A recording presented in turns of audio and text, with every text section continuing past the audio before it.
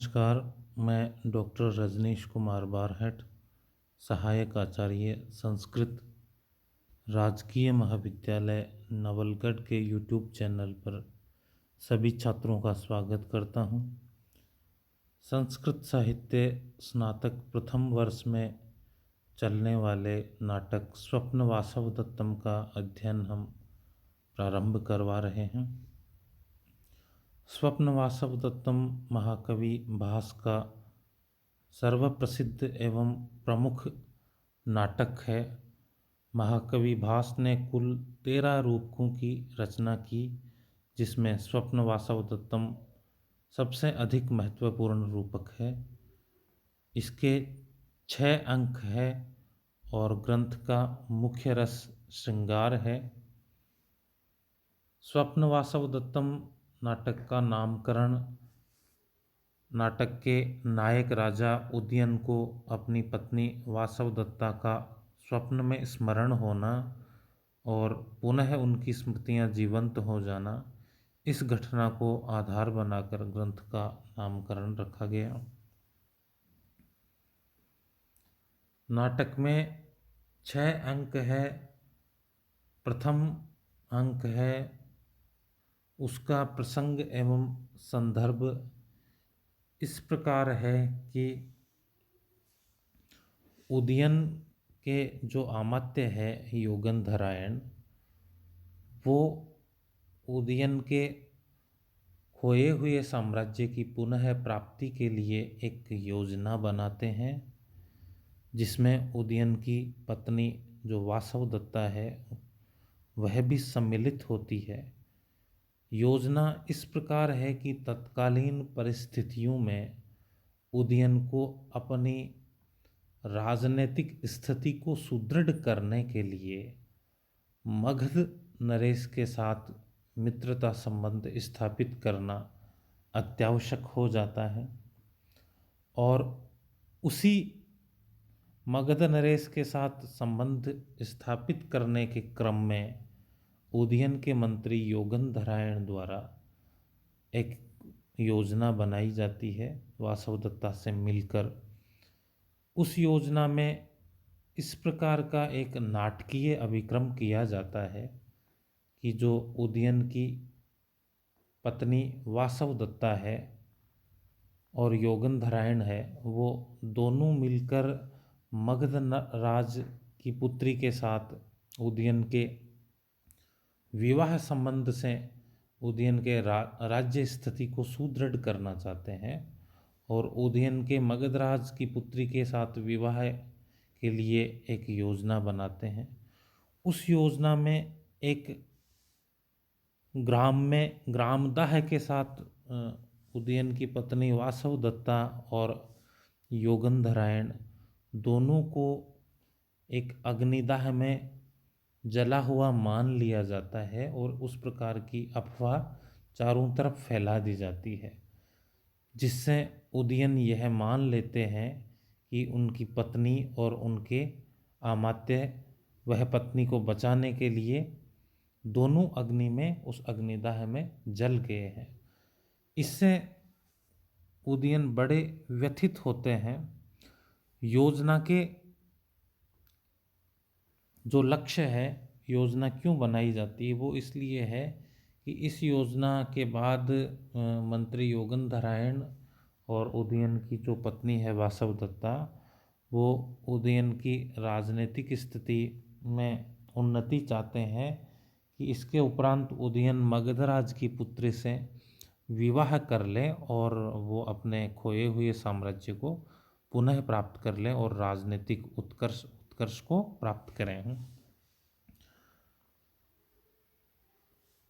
उदयन की जो पत्नी वासवदत्ता और मंत्री योगंधरायण अग्निदाह में वो मर जाते हैं, इस प्रकार की जन अफवाह सर्वत्र फैल जाती है, लेकिन वास्तव में वे दोनों जीवित है। और उदयन का जो मंत्री योगंधरायण है वो एक ब्रह्मचारी का वेश धारण करता है और जो उदयन की पत्नी वासवदत्ता है वो वहाँ उस ब्रह्मचारी की भगिनी के रूप में वेश धारण करके जो मगध के आश्रम है वहाँ निवास करते हैं। उसी समय जो मगध की राजकुमारी है वो उस आश्रम में अपनी माता से मिलने के लिए आती है। जिस मगध की राजकुमारी से उदयन का विवाह प्रस्तावित है, वह राजकुमारी अपनी माता से मिलने के लिए वहीं आती है जहाँ पर योगंधरायण और वासवदत्ता दोनों नाम और वेश बदलकर निवास कर रहे हैं। यहीं से प्रथम अंक का प्रारंभ होता है। प्रथम अंक का जो प्रथम पद्य है वह इस प्रकार है। उदय नवेन्दु सवर्णा वासवदत्त बलो बलस्य त्वाम पद्मावतीर्ण पूर्णो वसंत क्रमो भुजो पाताम। यह जो मंगलाचरण है, यह मंगलाचरण आशीर्वादात्मक और विषय वस्तु की सूचना देने वाला दोनों प्रकार का है। यहाँ श्लेष अलंकार के माध्यम से जो बलराम की भुजाएं हैं उनकी स्तुति की गई है और यह मंगल कामना की गई है कि भगवान बलराम की भुजाएं दर्शकों का कल्याण करे, उनकी रक्षा करे। साथ ही संकेतात्मक रूप से उदयन, वासवदत्ता और पद्मावती जो ग्रंथ के प्रमुख पात्र हैं उनका भी यहाँ दिशा निर्देश कर दिया गया है।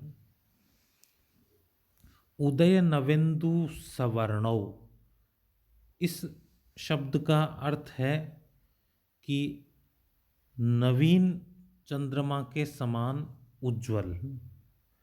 अब यहाँ उदयन शब्द भी श्लेष से अभिव्यंजित हो रहा है, लेकिन अर्थ है नवीन चंद्रमा के समान उज्ज्वल। आसवदत्त बलो, अपनी प्रियतमा या अपनी पत्नी को आसव प्रदान अर्थात मद्यपान के कारण सबल कांति से परिपूर्ण, अच्छी कांति वाले हैं। पद्मावतीर्ण पूर्णो, लक्ष्मी के अवतार से युक्त अर्थात शोभा से संपन्न। वसंत क्रमो, वसंत ऋतु के समान सुंदर।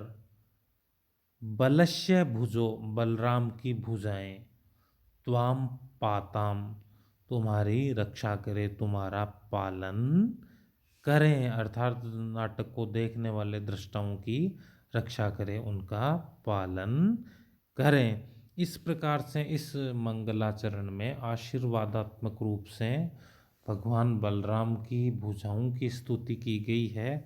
साथ ही उदयन, वासवदत्ता और पद्मावती का शब्द संकेत करके वस्तु निर्देशात्मक मंगलाचरण का भी निर्वहन कर लिया गया है। भावार्थ है, नवोदित चंद्रमा के समान उज्ज्वल अपनी प्रिय पत्नी रेवती को मद्यपान कराने वाली एवं वसंत ऋतु के समान सुंदर और मद लक्ष्मी से युक्त जो बलराम की भुजाएं हैं वो तुम सब दर्शकों की रक्षा करें, उनका पालन करें, उनका कल्याण करें।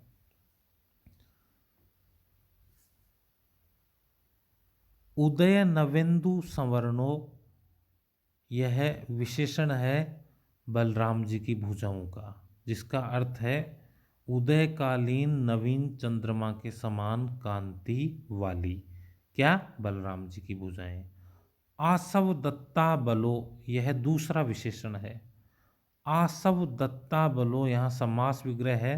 दत्त आसव यश्य सा आसव दत्ता, तादृशी अबला प्रियतमा याभ्याम तो, अर्थात अपनी प्रियतमा को आसव प्रदान करने वाली, अपनी प्रियतमा को मद्यपान प्रदान करने वाली कौन? बलराम जी की भुजाएं।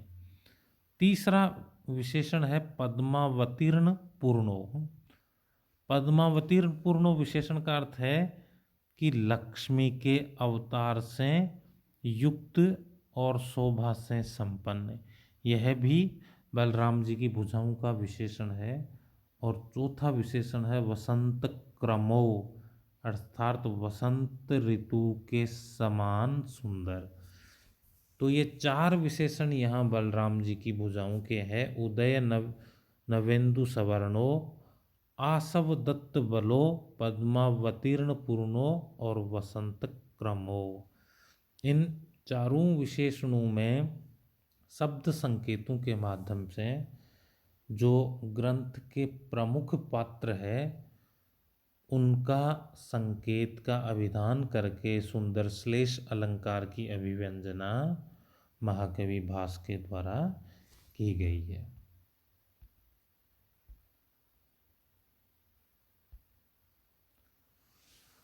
आगे ग्रंथ का प्रारंभ होता है। नेपथ्य यानी जो रंगमंच है उसके पर्दे के पीछे से आवाज़ आ रही है। रंगमंच वाला इस जो स्थान है वो होता है प्रकाशम है। नेपथ्य यानी रंगमंच के पीछे से यदि कई बार हमें सूचना मिलती है उसे नेपथ्य कहते हैं। उत्सरत आर्या, हटो हटो आर्या, उत्सरत यानी हटो, इस प्रकार की पीछे से आवाज आ रही है। हटो हटो हे लोगो हटो। सूत्रधार भवतु विज्ञातम, सूत्रधार कह रहे हैं अच्छा जान लिया। श्लोक है भृत्यर मगध राजस्य स्निग्धे कन्यानुगामी भी दृष्टम उत्सार्यते सर्वस्तपोवन गतो जन है। अर्थात स्नेहयुक्त और राजकुमारी पद्मावती के अनुगमन करने वाले मगधराज के सेवकों के द्वारा तपोवन में स्थित सब लोग बलपूर्वक हटाए जा रहे हैं। भृत्य यानी सेवकों के द्वारा, मगध राजस्य मगध राजा के सेवकों के द्वारा, स्निग्धे स्नेहयुक्त, कैसे सेवक? स्नेहयुक्त हैं।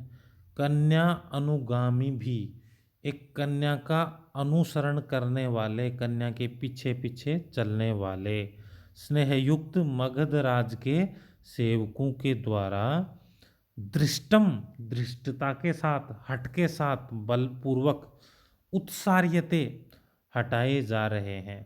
सर्वस तपोवन गतो जना, तपोवन में रहने वाले सभी लोगों को हटाया जा रहा है। एक बार पुनः देखिए, भृत्यई तृतीय विभक्ति बहुवचन है, यानी सेवकों के द्वारा मगध राजस्य, किसके सेवक? मगध के राजा के सेवकों के द्वारा। कैसे? स्निग्धे, जो स्नेहयुक्त है, कन्या अनुगामी भी, और कन्या का अनुसरण करने वाले हैं। यहाँ कन्या कौन है? जो पद्मावती राजकुमारी है, उसके पीछे पीछे चलने वाले जो स्नेहयुक्त मगध राज के भृत्य हैं, यानी जो सेवक है, उनके द्वारा दृष्टम उत्सार्यते, दृष्ट का अर्थ है बलपूर्वक, ठिडाई से, उत्सार्यते हटाए जा रहे हैं। कौन? सर्वस तपोवन गतो जना, सारे के सारे तपोवन में रहने वाले लोग। इस प्रकार सूत्रधार कहते हैं, जब नेपथ्य के पीछे से आवाज आती है कि हटो हटो सब हटो, तो सूत्रधार उसका स्पष्टीकरण करते हुए कहते हैं निष्क्रांत है, उसके बाद सभी चले जाते हैं। इस प्रकार आज के हम इस वीडियो में एक रूप से ग्रंथ का आरंभ करके हमने 2 पद्यों का अध्यापन करवाया, साथ ही जो महाकवि भास के स्वप्न वासव दत्तम का संक्षेप में परिचय देते हुए प्रथम अंक का क्या संदर्भ है, क्या प्रसंग है, इसके विषय में जानकारी प्रदान की। अब आगे आने वाले जो श्लोक और नाट्यांश है उसमें छात्र है वो इस संदर्भ के अनुरूप क्रमशः हम आगे बढ़ते जाएंगे, और जो भी हमारे पाठ्य या नाट्यांश जो आगे चलेगा उसको व्याख्या और प्रश्न और टिप्पणियों के दृष्टिकोण से हम सुदृढ़ करते जाएंगे। जय हिंद, जय भारत।